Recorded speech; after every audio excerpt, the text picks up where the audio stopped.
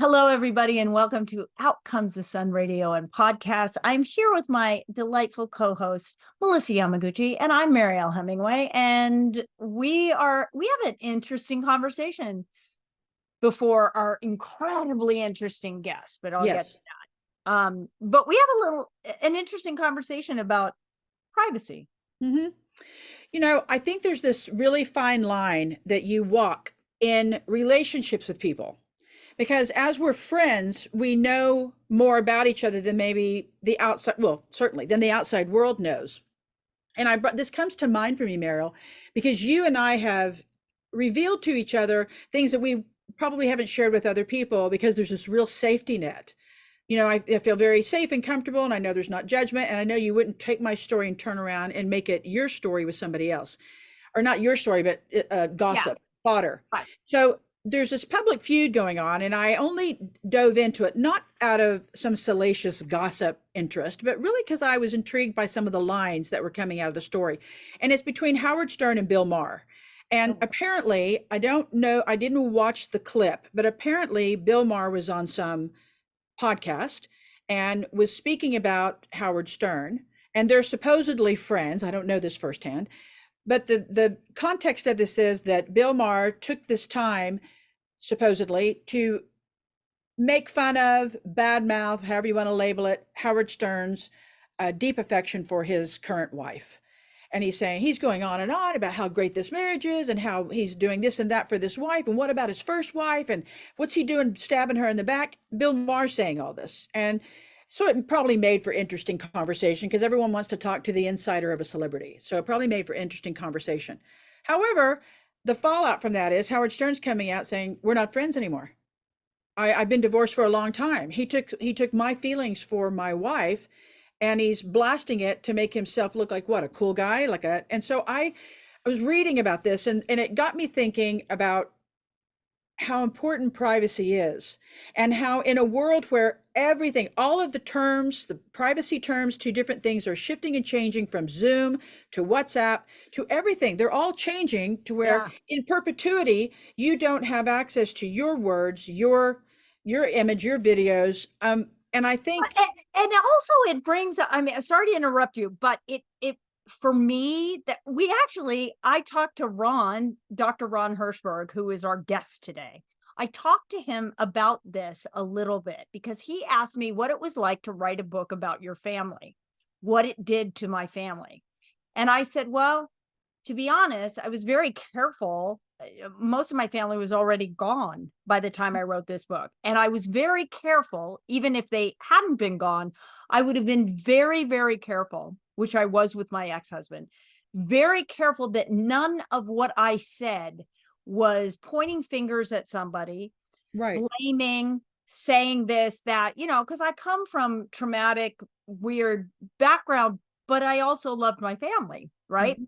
And Yep. I made it, and not like, oh, I'm such a great person. I just felt it was polite and good manners to not be inflammatory about somebody that was in your life. Mhm. And also, if I were speaking about you or something in your past, I would be so careful, especially you're my friend, to really be mindful of who you are as a human being. And Right. just to say that as to be comical on your show or to be whatever, to get more likes, I don't know. It really does strike me as we're not raising our children to be kind to others. And I think that kind of example from somebody like from Bill Maher and from, what's his name? Howard Stern. Howard Stern, thank you. It just doesn't, it to me, those are people that you look up to and they should know better Right. to talk crap about whatever. I just think it's not good. It's an And invasion of privacy. It's an invasion of privacy. And the privacy issue when it comes to the phone, I mean, that leads me, like, I've got this ring on, the Aura ring, and I really like it. My heartbeat, my this, my that. And Bobby keeps saying, you got to be careful. Like, people have your information. And I have to say, it's weird that we live in a time where you wonder if the information that you put down on a something, in a doctor's office or on your computer, especially, Yeah. is it no longer your information? Is it owned by somebody else? That's kind of Well, crazy. companies get bought out, and you don't know where the new which country the new purchaser comes from and what their respect levels are for that. There's an interesting thing. There was something I read recently that talked about some snarky person had written, "Thank God for the dark recesses of the internet." Because they could reach all the way back into your, if you're a young celebrity now, let's say 25 to 30, they can reach all the way back into the dark recesses of any internet show that could have showed you in junior high at a talent show, and really expose you and bring back all your embarrassments for fodder. And I think, yes, this whole concept of privacy is being rewritten. The concept of respect, to your point about how we're not raising our children, or adhering to respect ourselves, is trying to be rewritten, but it is what it is. Respect is honor. And if you don't honor and respect your friends' privacy, even if Bill Maher were to come forward and say, "Oh, Stern and I haven't talked in 5 years. We're not really, define friend." A level of grace and a level of self-honor and your own code of honor. There are, I don't walk on water. There are people, and I have snickered when I've heard, salacious trash about them, and I've giggled. Shame on me. But there's this fine line of where do we move forward with it? So I think the best thing that we can do for ourselves, and what I tell my kids, and my kids are young adults, is to continue to keep your spine strong, strengthen your inner core, keep your gut, listen to your gut, pay attention to your three brains between your ears, in your chest, in your stomach. Really listen to and listen to your inner voice, and keep that body strong. And when I say keep a strong spine, I'm really talking about not only keeping your core strong, physically standing up, but know who you are, know where you come from, all those neurons that surround, all the nerve endings that surround that spine, and all that gray matter that allow you to do daily movement is really how you will continue to move forward in spite of. So you've got to be cautious and be aware of your privacy for yourself and for those around you. Yeah. Yeah. And really, when somebody doesn't honor somebody else's privacy in that way, right, that says more about them than it does about, the issue that is being spoken about. It just says a lot about that. It says a lot about your own ability to, I don't know, see things properly. I don't know, or in balance. And perhaps the two guys that I mentioned were maybe the best example, but it's the most relevant one I'd seen most recent, because both men kind of made their way through a bit of shock jock, stuff, a little bit of titillating. So maybe it wasn't, but when I read it, I thought, just because you can doesn't mean you should. Yeah, 100%. And you're right. They're comedians, they're shock jocks, there's whatever they're doing. They're always kind of looking for the latest. And it's very interesting that Howard, because he used to be. So I remember in the days when I was scared to go on a Howard Stern show because he was like ripping, he just dig in and like, and I wouldn't go on a show. But so it's interesting that he had, it says a lot about his love for his wife, right? Yeah. He honors that and doesn't want that to be disrespected. And I honor that, I don't dislike Bill Maher, but whatever. It's like, hey, grow up, guy. Anyway, hey, stay where you are. We have an amazing, amazing guest, Dr. Ron Hirschberg. Has an incredible company or organization, foundation that he works with called Home Base, and we'll tell you all about it next. So stay where you are. As a mental health advocate and author, I love books. Books have the capacity to inspire, educate, transform, and ultimately help readers all over the world. So if you want to publish your book, or if you need help writing your story, I highly recommend Mindstir Media, rated the #1 best book publisher around the country. Mindstir Media can help you no matter where you are in the book writing or publishing process. Go to mindstirmedia.com to learn more and schedule a consultation. Hello, everyone. You are listening to Out Comes the Sun Radio podcast with my co-host, Melissa Yamaguchi, and we have such an incredible guest today. I'm so excited. I actually just had a conversation with him. So this is kind of part 2. Maybe I'll share part 1 with you, but we're going to have a conversation, Melissa and I, with Dr. Ronald Hirschberg, who is part of a really incredible organization called Home Base, and they help veterans and family of veterans with PTSD and depression and all the invisible. I think you say the invisible signs of invisible wounds. The invisible wounds. So incredible. I mean, you're doing incredible work and helping people that really struggle. And we had such an interesting conversation, Melissa. I want to share some of this with you. We talked about— Please do. I'm having FOMO. Go ahead. Yeah, I know. I know you are, because I know you. You can play it really fast if you want, that 2 times speed. That's an inside joke. That's right. Go ahead. I'll get it. No, thanks so much. It's really great. It was great having you, to be here. And we'll talk to you never. No, never. No, just kidding. So we were talking about my grandfather and, him being a veteran, and I was kind of explaining how I thought, and we had this discussion when we were talking about Farewell to Arms, how I thought that, his, service in the war that he went over in World War I, and he was helping, and he was, driving the ambulance and whatever, providing service, and was of service. And I think that part of the reason why he lived the life that he led was this need to stay on that razor's edge, that desire for something dangerous, because it kept him alive. And also the understanding of what it meant to be in that heightened zone. We even talked about, and I'm going to bring this up too, because I think it's relevant.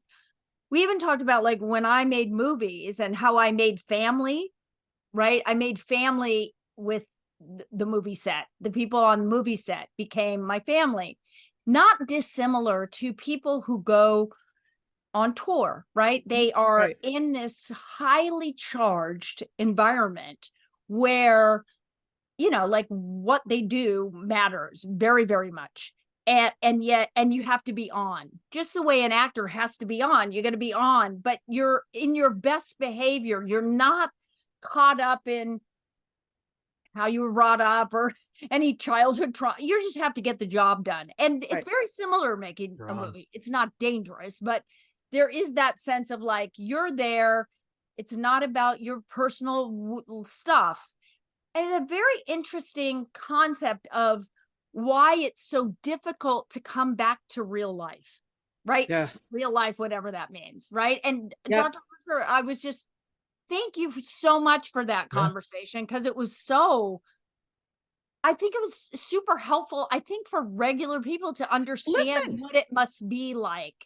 Listen, I'm a regular person. Can I say something very quickly? I'm a regular Joe, Josephina, and I think I was the president of an organization, it's a national or a North American association, and I was heralded around because I was the first female. And I remember the day on day, I was for 8 years. On the last night of my last term, the last night of my term, I remember thinking, tomorrow it's all over. And I remember what a bizarre sensation that was. Like I was a really deflated balloon slowly making her way to the ground. And I, as a thank you, the staff at the association sent one of everything on the appetizer menu and a bottle of blackberry brandy. And I thought, what a fall from grace this is.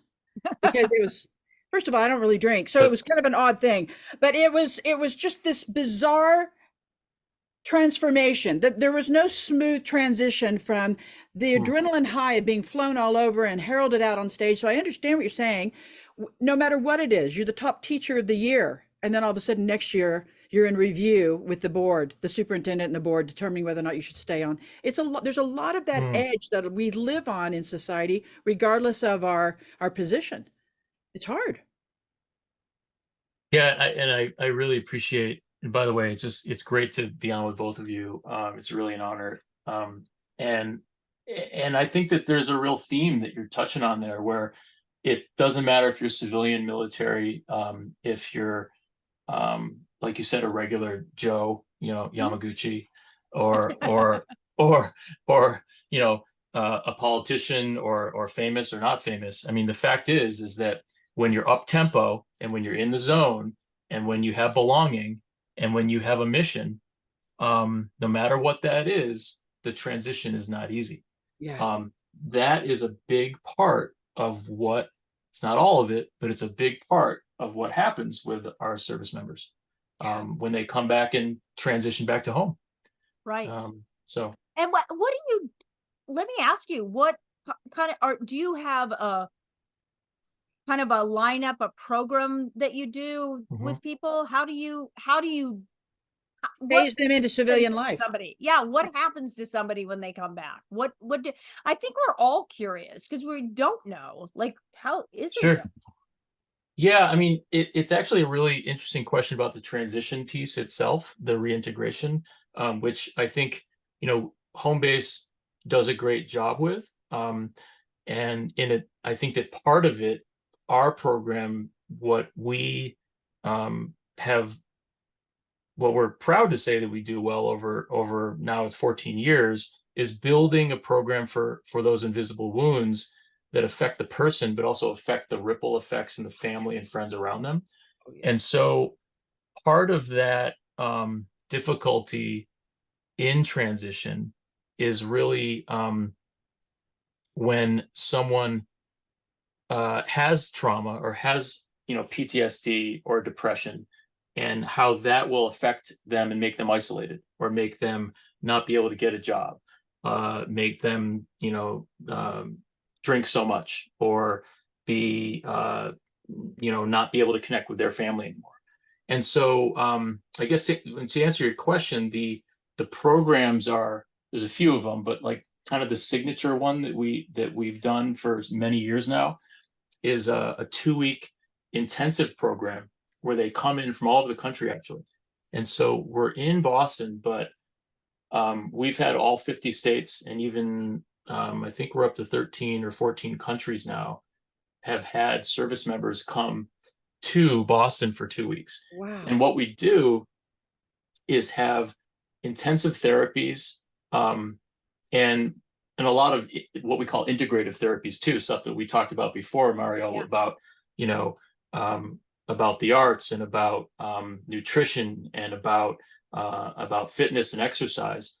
So there's sort of this crucible of a couple weeks where you get more than a year of therapy that's sort of crystallized into 2 weeks. And that's a big part of what we do. And it's like, going to school. It's like 8 to 5 every day. And there's a lot of great work in mental health and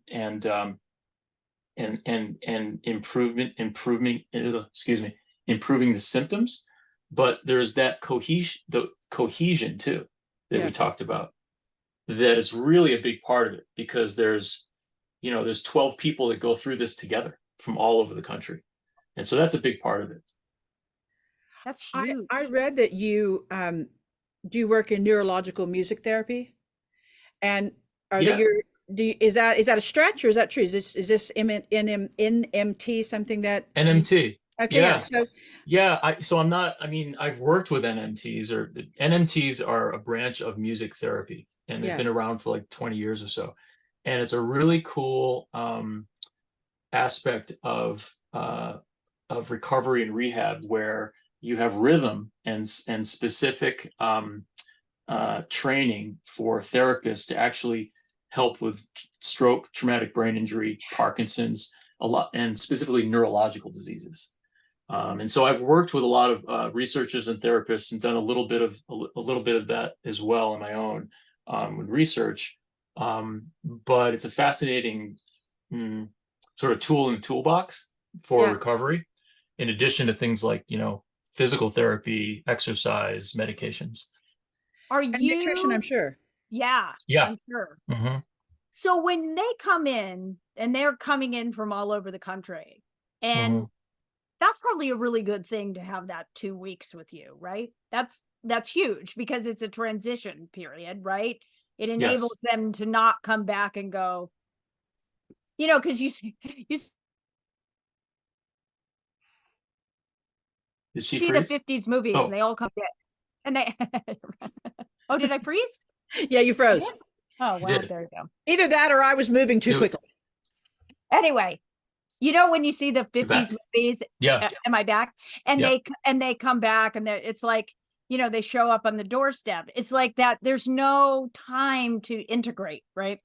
So it must be, those 2 weeks must, and I'm sure because they're 8 to 5, that's really crucial. Like, keep them busy, keep them highly saturated with stuff, because they've just been at a high intensity like place where you're doing a lot of things.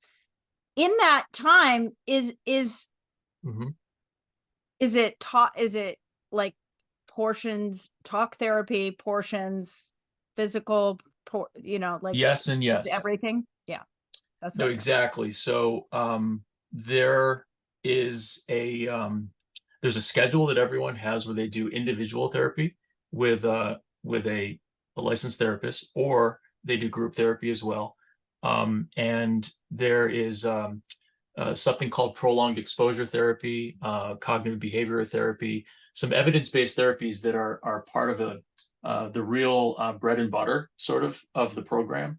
But there's other therapies like cognitive skills for people that have had memory challenges or attention problems. There's we were talking about before, there's cooking together, there's nutrition consults, there's also fitness together, and yoga, tai chi we've done in the past.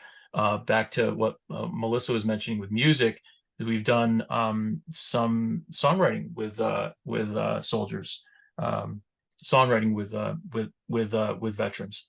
And so, there's sort of this, there's a baseline that they come into. And like you said, I thought it was very important to point out that there's an intensity that maybe it can be difficult, but I think it also can foster some bonding at the same time. Yeah. So it's really key. Yeah. Mariel often talks about the power of telling your story. So because when you share your story, then you're taking away some of the mystery and the shame of it, because by sharing it, other people say, oh, I have that same feeling, or you can bond with people. Part of this, what you just alluded to, the fact of songwriting. And I know that part of the storytelling, putting your story into a song, which is so unique to me, because Mariel, I'm going to encourage you to sing next time you're on stage. But I think that when you're telling your story and you're taking that story and placing it into a song, I can only imagine, with the neurological, behavioral, psychological, behavioral benefits of music, and coupling that with the release of your story into music, it's got to be one of the most powerful. I know there's many powerful, but one of the most powerful techniques. I think it really is relatable to people, like to your point about combining the narrative, so people can see you, can hear you, but also the fact that you're combining it to this a musical stimulus that we all can relate with. So one of the things that is really interesting is that there's musical memory as well that has these deep, these regions in the brain, in the hippocampus, that people talk about as an area of musical memory, where these memories are attached to like life events that we had a long time ago. We make a lot of musical memories in our teens and into our 20s and even 30s, more than other times of our life. And so some of those melodies and some of the things that people that really resonate with people can be, can reflect back to old memories. Some are not, some are traumatic memories, of course, but some can be very positive and very lovely memories. The writing process is really cool because the thing that we did a couple of years ago, we did a study. It was just a pilot study with 10 veterans, and we had a songwriter from Nashville, professional organization called Songwriting with Soldiers. And we had that songwriter pair up for 2 hours actually with a veteran. And it was like a therapy session. So although they're not psychotherapists, the veteran talks, tells her story, and the songwriter says, okay, what you mentioned right there was really impactful or really connected with me. Tell me more about that. And that becomes a theme or a chorus of the story. And then they have a session where they will have a professional guide that will bring out amazing lyrics that will actually become the verses. And so at the end of the day, we were able to, well, they wrote these incredible songs, these 10 songs, but at the end of the day, we were able to study it and to show that before and after changes showed a decrease in metrics in depression and stress, post-traumatic stress. Now, this was, again, a pilot study. This wasn't like, it wasn't hundreds of people, but it was something that I think was very was wonderful to see some of those results. Absolutely. I love the idea. It's amazing. It's very cool. Yeah, I can share some of those songs with you. I'll send you a link because they're really good too. They're professional. Like you could hear them anywhere, and you'd want to listen to them. Oh, that's amazing.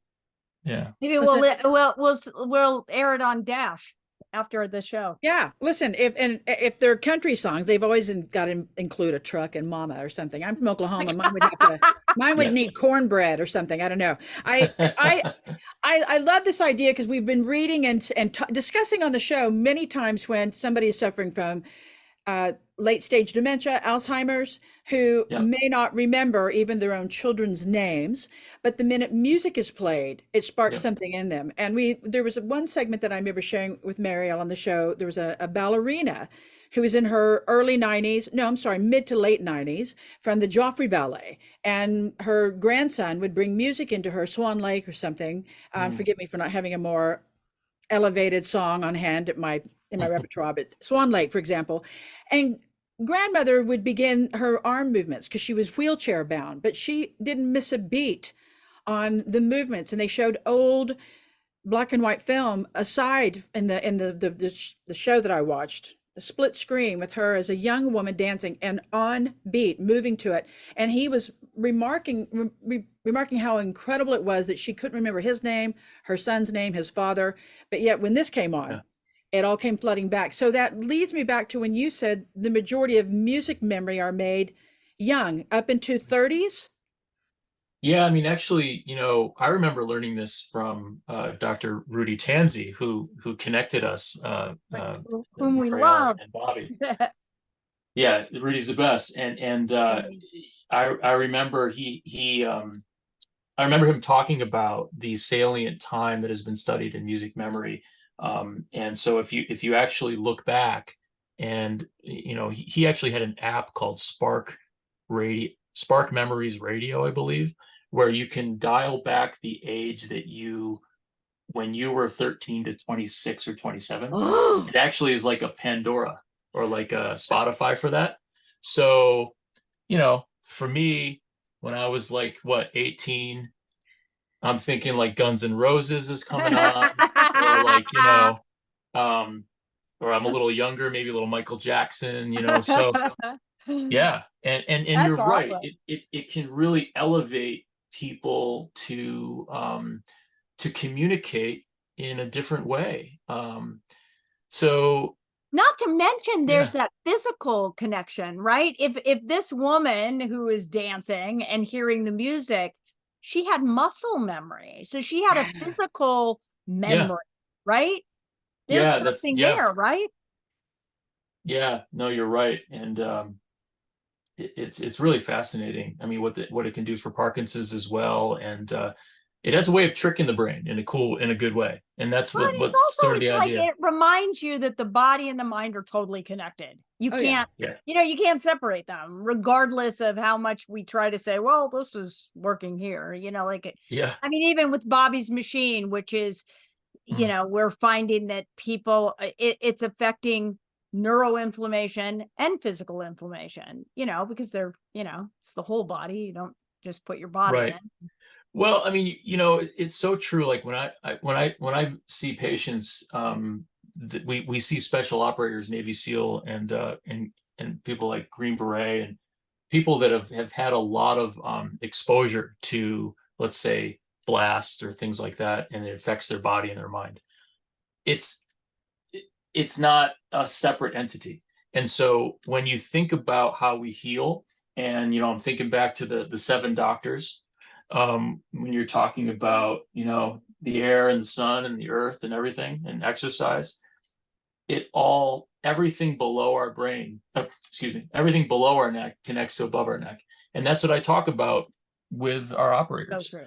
Is it's things like cholesterol, things like blood pressure, the blood sugar that we have in the nutrition in our body. All of that will affect everything in your brain for brain health. Oxygenation does as well. And so I think it's sort of obvious, right? Yeah. But it's taken science and medicine, I think, a long time to catch up. Right. Yeah. Yeah. It's obvious, and yet we don't think about it, because I've got my son and I were having this discussion yesterday. He's an undergrad, he's a neuroscience undergrad at Boulder. And so he calls me, this is what we learned in class today, because he and I have these long conversations. He's educating me many times. And he was talking to me about someone that he knows who makes illogical decisions. And he was asking me about it. And then as we were discussing our deeper in our conversation, he was remarking about how some of the guys' food choices were so pathetic and poor. And yeah, these guys are in their 20s. But then I said, well, how far back does it go? And he said, well, I think all the way back to childhood, all the way back to way childhood, when he was, dining on strictly hot dogs and tacos and Hamburger Helper. No mark against Hamburger Helper. You can sponsor our show if you'd like. But all the way back to these choices that were seen as viable choices by family, perhaps. And so he's carrying them into his young adulthood. And so then not that is strictly the reason you'd be making poor choices. Age may have a lot to do with it. But if that is a choice that you make nutrition wise, no matter how much these young guys are working out into adulthood, we don't think about how the stomach bone's connected to the brain bone. We just don't think about it. We just keep moving forward. So I think it's, well, you think about, you think with Bobby talks about it all the time. He grew up on, pasteurized whatever milk, and went to Taco Bell and ate massive amounts of McDonald's hamburgers. And he said, I would sit in class and I couldn't concentrate, and my nose was always running. He had like all that processed whatever food it wasn't enabling his brain to work properly. And then he changed his diet, and all of a sudden he was like, wait, what? I can think, I can read a book, like there's, and certain people are more sensitive to that than others, but it's so true, right? Yeah. Food is medicine, and it's it kind of makes sense. It's what you're putting in your body. And well, yeah, and I think that one thing that we can really, I think I mentioned before that things have changed so much, where there are people that were saying this kind of stuff decades ago that were kind of laughed at, and were kind of we talked about this before, Mariel. Well, where there's a cardiologist that is through Mass General Hospital named Herb Benson, who's this he passed away actually in the last couple of years. Brilliant guy. And in the 70s, 60s, and 70s, he started to realize that the brain and body are connected, of course, and that the parasympathetic response, meaning that fight or flight, right? So The sympathetic is the fight, flight. The rest and digest is parasympathetic. So he started to figure out that with meditation, mindfulness, breathing, you can actually have control to some extent to create that relaxation response and to decrease the sympathetic and increase the resilience, increase the parasympathetic response. Absolutely. And here's this cardiologist up in Boston that was took him a while to gain that respect. And it's fascinating because now it's part of a lot of what we talk about. And I don't know where I was going with that, but just wanted to mention that. No, it makes so much sense because, I think we are catching up to it. And, you said in our interview, or maybe it was this interview, can't remember. That interview, this Part interview, one, part two. I'd like our audience to know that you never want to be the person coming in after a party with Dr. Rick and Mariel. They refer to the party that you never attended. So our audience can call in, leave comments, and I personally will respond, understanding your FOMO. Yeah. Carry on. Yep. Sorry, people. The FOMO podcast. That is actually a great idea. That I is. think. Exactly. Because If instead you of, did. smart lists where like they come and they say, here's the guest, the mystery guest. I think we do a FOMO podcast where Absolutely. people talk and talk and talk and they just invite a random person on or something and they feel middle. terrible. That's exactly right. And the other person sitting there going, yeah, sounds great. Wish I would have been there. Yeah. While I eat my tacos. Go right ahead. I have no idea. It's all good. We had Olivia June and Zach Williams on a while. Gosh, I don't even know what the date was. I don't timestamp, but we had them on, and they were talking about meditation and parasympathetic and sympathetic. They talked about being in control of your brain and how a lot of times when people are suffering from depression or PTSD, they're so disconnected from how they're feeling that they can't even meditate. Even in meditation, they're so disconnected that disassociation prevents them from even being able to move forward. So a question that I have for you, doctors, when you are working with the veterans, identifying your feelings is not one of the first, boot camp trainings in our military. It's really kind of suppressing all that and do as you're told, soldier, and, keep moving forward. So how do you bring them to this position where they're now encouraged to identify what they're really feeling? That's got to be such a reach. Yeah, I think you're right. There's an eye on the mission. And how do you acknowledge that it's okay to feel and it's okay to have emotions, but also at the same time stay on task because you got some serious stuff to do. And so, when people, I think it's such a great question. When people are recovering and they're transitioning and improving back to life, as we were talking about before, they surprise you, I think. There's, one thing that comes to mind is that at home base, we have art therapy, and there's a mask project where the expressive arts therapist does something that they've done at Walter Reed for years too, where they take a mask and they ask the veteran to paint the outside and then the inside. And the outside is how you feel that the outer world sees you. Yeah. And then the inside is how you feel and see yourself. And it's an amazing exercise. And, there are we're 70% men, 30% women at home base. So you will get the stereotypical guy that will say, what am I in kindergarten?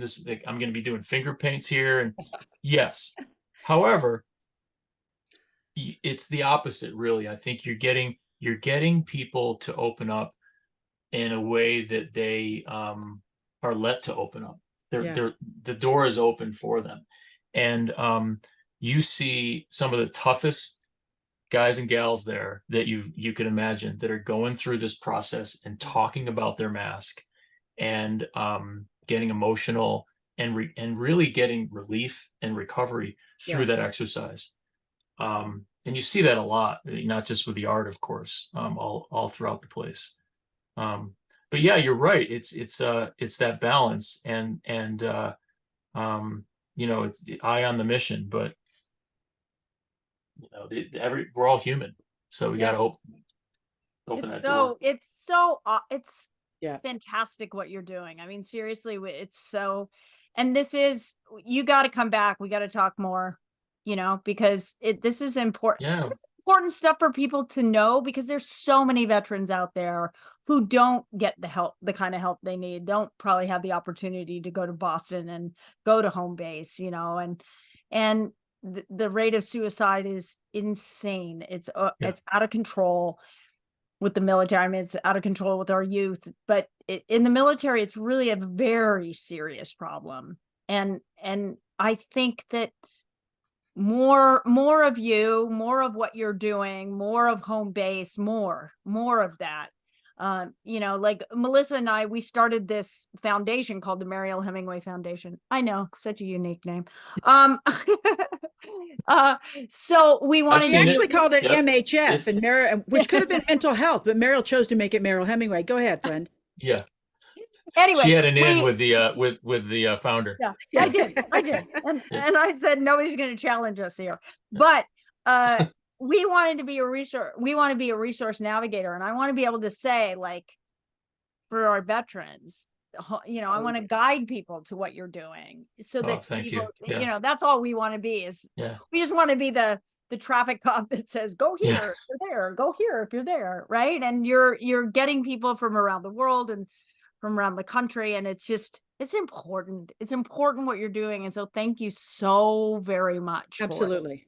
Oh yeah, I mean, thanks for saying that. And it's really is this great team of people that all are around a mission, and it doesn't matter, you know, what your title is, what you are, who you are at home base. You're all driving the same ship, and that's what's really cool about it. And yeah, I mean, I think that it's you know, it kind of reflects back to that first conversation we had before that Melissa was not involved in. And but Melissa, I will tell you that, you know, we did talk about it on part 2, but it was the fact that, you know, Mariel has had her dad served in the Army in World War II. Her grandfather was with the Red Cross in 1918, World War I, and then World War II, and was a war correspondent, and really brought to our living rooms and brought to our society what was going on downrange overseas. And that was, like, you know, decades before social media and before everything else. So it's, you know, so I say that because the you know, service runs in families, and you know, you are part of that club. And both of you, it's you know, you're doing an amazing thing by Out Comes the Sun, because it's other people are going to get inspired about their daily, you know, their daily struggles. But you do it with a little bit of humor too, which you gotta have. Just a smidge. Gotta laugh. I want to tell you something. I want to encourage you to come back, if for no other reason than at least twice. You can call me Matilda, because I think I inadvertently called you Rick. So I want to apologize for that, Dr. Ronald Hirschberg. But feel free to call me Matilda. It'll be a payback I'll accept. Scratch the doctor part, and just call me Rick, please. Just call me Rick. Just call me Rick. And just call me Tilly. This will be a great. I can see that's going to be the new podcast, Rick and Tilly. Forget Rick and Morty. We're gonna have Rick and Tilly. Yeah. Y'all are crazy. Y'all are crazy. Thank you so much. Thank you, Dr. Hirschberg. Thank you so much, Ron, my new best friend. Okay. Thank you both so much for having me. It's really been so good such to have you. Great time and an honor. Thanks. Cool. Thank you. Hello, my name is Mark Turnipseed, and I'm so happy to join you for Out Comes the Sun with Mariel Hemingway and Melissa Yamaguchi. I have been an author for the past 5 years, writing about things like trauma and addiction and recovery, and also coming out of the closet. And all of those things together present a lot of challenges and a lot of struggles that I went through, that I was able to now turn it back into a wonderful coaching program to help other people, where I'm able to bring in my past history as a mental health counselor with my own issues and my own challenges in overcoming, and create a program where I'm able to help cheer people on. So that's kind of my passion. For the past couple of years, I've been doing it with a man named Tim Quinn, and we've developed a wonderful business based off of his coaching passions. And I can't wait to just develop it more. So that's me. That was so cool. I love him. I love Dr. Ron Hirschberg. Thank you so much to him. Thank you for what he's doing in the world, because it's important. And I think I said that to him 17 times. But well, a lot of stuff that he's talking about, we could take into, I was thinking about the mask exercise, how that should be taught to our teenagers. We should have youth when they're undergoing identity crisis in junior high and high school, have them do that. And we're always talking about how art, music, energy, this, that, and the physical movement, eating, water, all of it matters. All of it's a part of it. And the fact that art is triggering these things, I think art does that because it is an emotional thing, whether it's singing, whether it's painting, because you're connecting the physical body with that mental, and the heart and even the gut. Because how often do you look at a piece of art or hear a piece of music and you feel it in your heart, you feel it in your stomach, right? It brings up an emotion.